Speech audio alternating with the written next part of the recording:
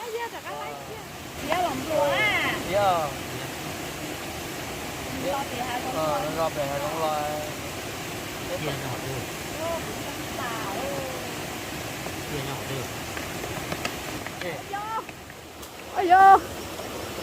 Ôi giời. Lấy kia lo. Wow, căng tí tia liệu. Lấy kia có của một sợi. Rau tu nhau cái chỉ tu nhau cái đỡ lâu nữa chỉ kia lại thì nó lên nè. nó đi thôi Không có chuyện sao cho bé thấy không gì cho yo. ôi ơi đi cái chuyện sợ ở bên nó Có bao nhiêu sao đó? Ô, theo đâu có sao hết? Ô, nó bị chia liu. Nó bị chia liu. Nó chắc có tệ tệ ô. Bé trốn ba một số có khổ thì sọ cá nữa. Mình sẽ đợi chỉ trốn đó bé mùng sọ cá để cho có khổ chứ. Cũng một cá thêm một có khổ chán nữa. Nhìn ra đây trồng không thế nào. Đợi bé mùng á, đợi bé mùng ok. Bây giờ sọ còn nó cho bó bé trong đây sống khó thế này. Bé để theo bé mù để bé chỉ lọt bự họ chơi nó theo la lò gì bé. Sao tương càng tư để bự tư lì thế này bé này. Cái tất cả trốn đó nè. Trốn nó chè cả chia có khổ sang cho cái con đây có khổ hơn chè cả. Có ba thế ô thì tú lò thì chưa ba máu không mà chấm mê ôi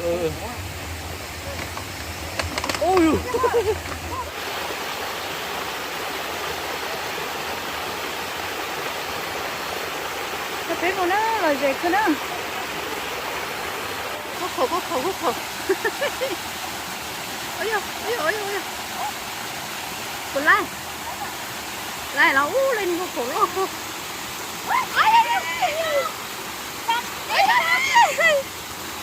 Ôi lại kia. Ai giờ đã lại kia. Nó bé ba. Ôi trời ơi, mình có đi kia đi rồi. Trời ơi, tụi nó. Cái là dây dưa thì tụi. Cái chỗ cạnh của nó không nó nữa. Tao không biết to quá. Lấy chi tôi cả hả? Có phò cũng chỉ phò đi à. Dạ đồ hồ biết à. Nhẹ chứ uống châu à. Chân đi chia. Đó là trở lại giấy nó là tứ bài lò từ sạc ấm không theo. ô mà lúc chả xét cái tiền nó xuống nó lúc cha nào mà đi chuyển động của lúc cha nào ta chơi chủ thế nào ô một cả chân của Ôi đừng có khổ.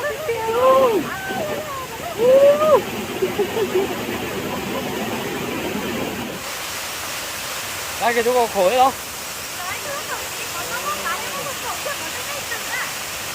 đây có cái chỗ có khối rồi rồi Cái chỗ họ có, cái thằng anh tao nó. chân của Đừng có khổ lắm luôn. nó giống của Nó khổ ăn chí, chả lòng nó có khổ tâm nó. nó khổ thôi đúng không Nó khổ tâm mà chả được đây là nó khổ lo. Ôi kia, nó đi treo quá. cái ở lù cha nó có số nè chết cũng có lù cha nó rồi tất cả lên chỉ cho mẹ nó cái một con tao có cha hết rồi mua đây lù cha nó ta trả cổ phí mẹ mà nó ngồi mẹ đó chỉ cho mẹ mà là hai chứ cái con ngồi nó lù cha nó bây giờ lù cha nó mua Cái sườn nó đó, sườn nó mới mắc cả luôn. Sườn nó mắc cả luôn. Cái chỗ cả lo thế chứ nó phát gì á. Ông còn rồi chứ không? Ô, cụ thỏ chị lái á. Rất lên Cả phố xương cơ, cả phố. Có bao nhiêu cái lòng? Ô, theo đó của sao hết? Ô, là cái kia liu. Nó cái kia liu. Nó chắc có tệ tệ ô. Chỉ lo thì ô, cho có cái xăng lo của sao chứ giờ. Ô, sao chứ giờ nó khỏi ra kia, biết chè như thế nào? Ô, nó cái kia liu. Nó chắc cho hổ rồi tụi nó. Nó kia.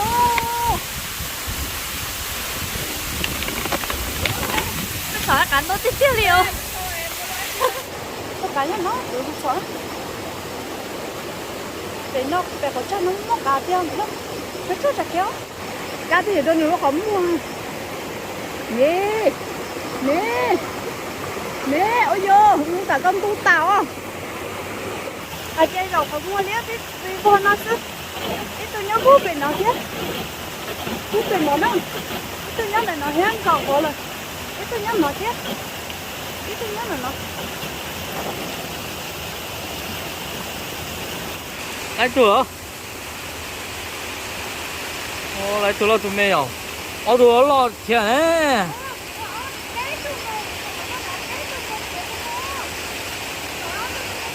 Ô, tụi lo cười chứ mà, tụi con. Mày tụi lo nhà họ nó thiệt kia không có à.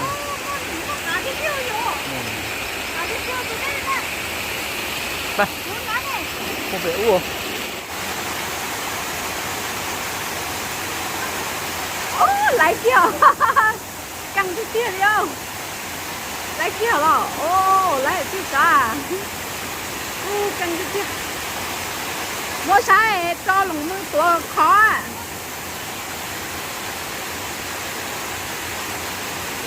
Có tăng cao thì phải số. Đây à? Lo không? Lo cái kia tụi nó. Con mua ô tô hả? Con dễ con mua nhẹ tô hả? Chỉ tao mua tô, lo cái kia. Cái kia hả? Lo thì một tụi tay hết sạch. Ô, con là thấy tụi lo cái kia liền. Tao luôn đâu vào cái trong. Đến tao cái kia hả? Luôn đâu vào cái trong. Chắc cả bó, chắc cả hay vậy? Cán bò vậy? Ít tu chắc cả bò. Không có gì kia. Cái cái kia ha. Wow, cái này có khổ tử kia à? Tôi nó. Chúng nó nói lòng tôi như thế. Tôi luôn tôi cả cá tử đấy. Wow. Ai da, là luôn trời. Giờ đấy là việc của tôi nó muốn cả đi kia. Là trong thực sự luôn. Bây giờ để tao bé.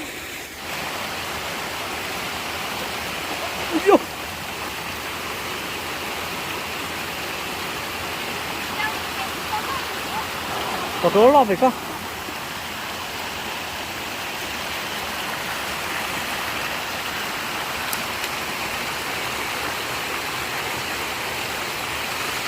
Được con.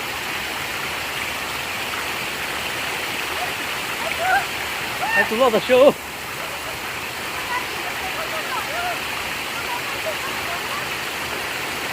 Cao có.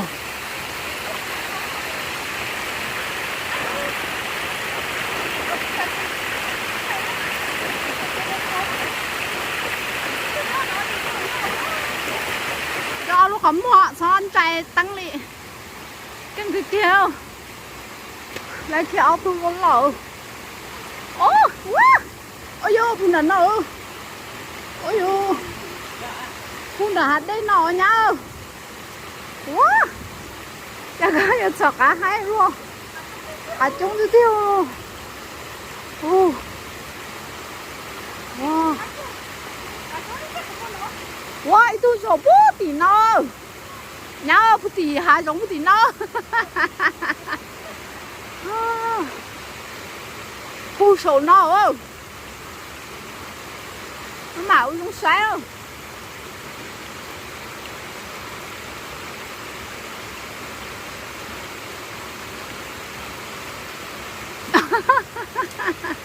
lái à căng đi tiêu khéo á cho nhá rồi tí bá nó đợt tụ ba nó đu hơn á nó sắp đỡ hơn là nó đánh đố của lái họ đây này mà mua cả sắp đỡ đi cho cả xăng sữa thế cả nó lót này nữa nè bán cái khỏi dê ôi vô ơi yo lấy kia lo wow căng tí kia liệu lấy kia căng tà liệu lấy kia lo lọc đi chưa mua ấy luôn hả bà đâu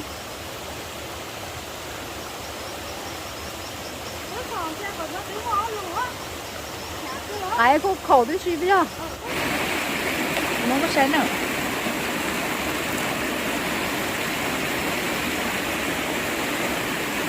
đồ con gỗ đi sang gỗ có đây là bộ đây là có khẩu sơ cá đi suy bỏ cá vào cuốn đây bỏ khẩu vào cuốn đây bỏ chua của chồng muốn nên là cái chua khẩu một cá tỏ đi xe cho cá to lọ cho nó ít xe tuần đây còn dẫn theo có tôi dẫn theo nó to lắm đến đâu đi kia đi cả tháng đi cho nó có của một sỏi nó tu nó cái chỉ tu nó cái đỡ nó nhớ chỉ kia lại thì nó nè thì nó lên này nè nó lấy rồi có của trường xã thọ bé sỏi không gì cho yo ôi ôi lên thì cái chuyện cho ở nó không rồi tưởng cái thỏ lên tàu thì à tại đó phải sao cái đàn cái thỏ lên tàu một chắc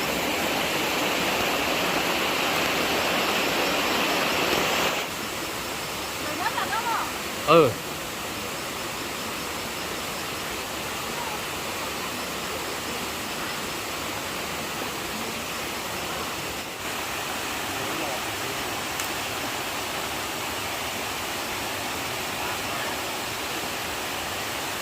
ba cái trâu ô người tí rồi Harry Potter rồi xả lấy cho nó xả lấy ít tôm thì Thái Lan nó thế xả lấy in đàn hát cha thế ta chả bê lùn rồi thế này nè thì Harry Potter và Harry Potter thì cá ấy nó lên cân gỗ rồi nè chị nói chị qua đây nó có tớ nào nữa nó có tớ nào chị bây giờ muốn chọn cái nó cho nó cho tôi lúc có tớ nó chọn cái với chị thưa nữa chờ nhớ hồi lúc đó do cột sọ chờ nhớ lúc đó do cột sọ ôi yo muốn chọn tôi xí xơ đây cột sọ có khổ cho đứa xí chị khổ mấy xe thọ tỏ tôi ta chờ nhớ hồi nó do hết sọ lại đi cho nó nữa yo chỉ năng xin yo có cân sọ vậy yo sọ lại đi cho nó đi nó lô tiếp theo yo cho nè dạ yo chỉ sọ khẩu cho vậy yo cho chỉ thôi từ nó mà lo chắc lô từ nó không biết không sửa yo sọ lại y đâu biết không làm nữa nè ô lên đâu tới kia yo yo đúng không con không có tả lọ cho bên tu lọ chỗ có khổ nó mà lo thêm tia hả chỗ cá nó lo chỗ có khổ nó lo có khổ nó chê do có khổ đợi cho có khổ lo chỉ lo thật tiền có tên món sắp lừa có gì ta kinh tế nó rồi cái tô nó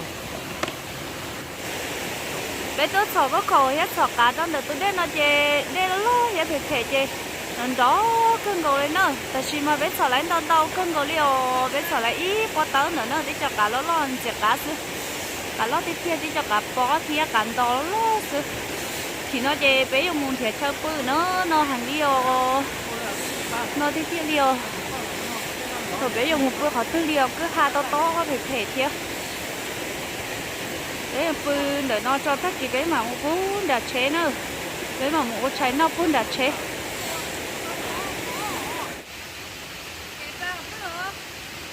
bây giờ ta biết là chỉ có tư nữa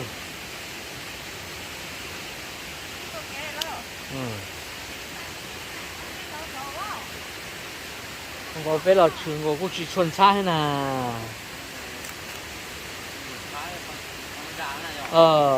chả có lần xa luôn nè chở phải to phải nọ ha chở phải to bé là phải bé to bé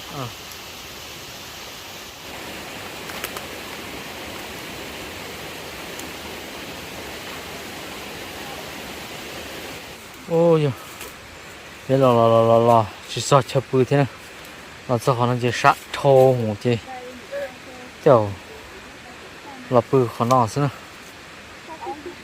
sát thế chưa rõ thô chẳng là chỉ ôm mông nữa cái chở đại u thì ô thì cái tiền đấy tôi xin nó bé nhiềuคนร้อนด่านtôi đến đã là cho sở in ta trong sở nó hơi chế để trở nên rõ nữa bé là đại u này nó bé bự bé sợ lại bắt tất cả đàn nó là cho nó lên ly ra xa lại chị bé là bự được in ta trong đàn nó có bự đó nó bự nó cái kia bảo kệ bé mà đi bé mà đây lấy cha cho họ lo bé mà đi cho đến nó sao bây giờ cho nên sự đời mà sao lúc cha bé luôn ý lúc cha bé phê cưng gọi chị bé bé thì chỉ tao luôn tì tất cả rồi bé tiếp tục bơi xuân này thế thì chị bé bơi rồi nữa ta chỉ bé mà đi xin chỉ đùa nhớ xong đấy nữa nó sao cưng gọi lại chị bé bơi rồi ta chỉ bỏ kệ nó chị bé mà cho nên sự đời là sai bé học cắn nó cả mà cá cưng gọi lại nữa từ xí cho cá cơ liễu kia cho cá tao xé non nữa cá hành đi xí rong cho cá đàn rong kia cho cá ở bé dùng là chế nữa cho cá là chế mà dùng mua cho lo cho nó thì dùng mua cho lo vậy nó thì xin cho cá cua vậy đi cho nhớ bị hà rong nó bé tôi cho cá bố bé tao xé nó cái gì bộ kia nó chế bé mà đi cho cá xin chỉ đồ nữa nhớ rong này thì này chỉ hết cho không như sự đời số lớn số tuổi